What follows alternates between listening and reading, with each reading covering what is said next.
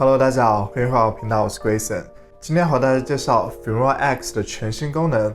没错 ，Filmora 9已经成功升级成 Filmora X， 加入了很多非常棒的功能。我的观众里面有很多利用 Filmora 来剪辑影片，所以我迫不及待的想要做一期影片来介绍全新升级的 Filmora X。它加入新功能，能够很好的帮助你制作出更高质量的影片。如果你是第一次听说 Filmora 这个剪辑软体，或者你在寻找适合自己的剪辑软体，我推荐大家看一部我的这部影片。在这部影片里面，我有说我为什么认为 Filmora 是最适合新手的剪辑软体。如果你想学习 Filmora 基本剪辑技术，可以参考一下我的这部影片。在看完这部影片之后，你就能够学会如何利用 Filmora 来剪辑影片。今天这期影片我会介绍 Filmora X 的6个新功能。在看完这期影片之后，你就能够把这6个功能运用到你平时的影片剪辑里，帮助你做出更高质量的影片。如果你是第一次来我频道，我的频道主要是讲关于社交媒体以及网络创业内容。如果你对这个内容感兴趣，欢迎订阅我频道，一定要记得打开旁边的小铃铛，这样你就不会错过任何新影片通知了。那么话不多说，开始我们今天内容。首先，第一个是关键帧变化功能。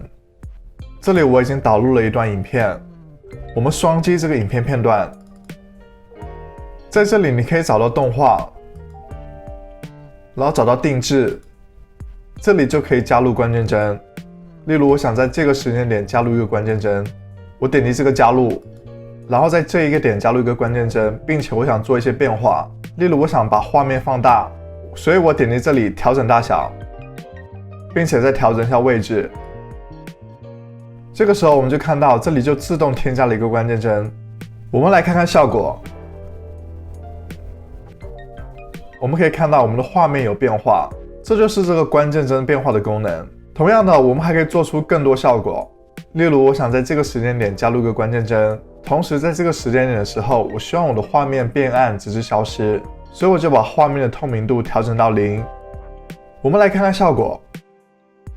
我们可以看到我们的画面就慢慢变暗，直至消失了。现在再教大家另外一种使用方法。首先，我们加入一个元素，我们点击元素选项，我们可以加入一个元素，直接把它拖拽到剪辑区里。我们也可以使用关键帧的功能，我们双击这个元素，我想要这个元素从小变到大，所以在起始点的时候，它的大小是最小的，然后在终点的时候恢复到它原来的大小。我们可以来看看效果。现在我们就看到我们的这个元素从小变到大，关键帧变化的功能可以做出非常多的效果，大家可以去尝试一下。第二个功能是颜色匹配，这个功能非常的有用，整部影片的颜色保持一致是非常重要的。大家可以看到我这里有2部影片，它的颜色是非常不一致的。现在我就需要把这2部影片的颜色调成一致，我需要把这部影片的颜色调整成和这部影片一样，所以我点击这部影片，右击选择颜色匹配，在这里我就可以选择我的参考影片片段。例如，我想要我的影片色调变成这样。当你选择好之后，你就点击匹配。我们可以看到这部影片的颜色立马和这部影片一样了，属于偏蓝的这一种。我们可以来看看效果。所以现在我的2段影片的颜色色调基本是一致的。第3个功能就是动态追踪。动态追踪的功能就是能够让你对一个动态进行追踪，你能够加入文字、特效或者其他元素，让这些元素和动态保持同样的运动频率。这里大家可以看到，我已经准备好了一个影片片段。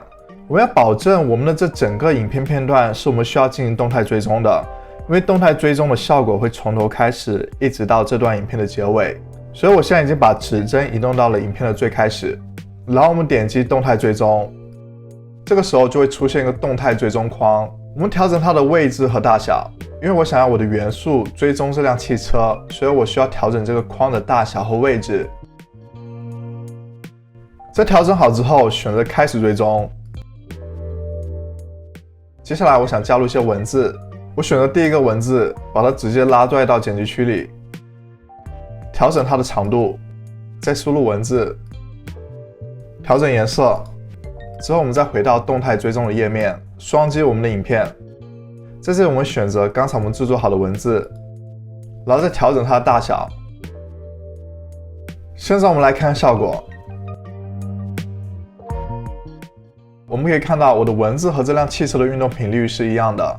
同时我们还可以对多个物体进行追踪，例如我准备了这部影片，我想同时追踪这辆红车和这辆黑车，所以第一步我需要再复制这个影片片段。现在我就可以分别对这2个影片片段加入动态追踪。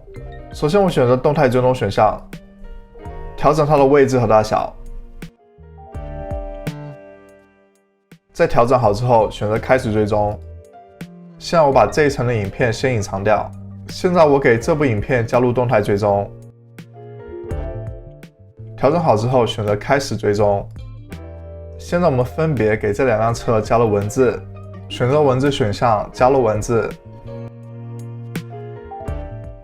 同样的给另外一辆车加入文字。完成之后，回到我们动态追踪的页面。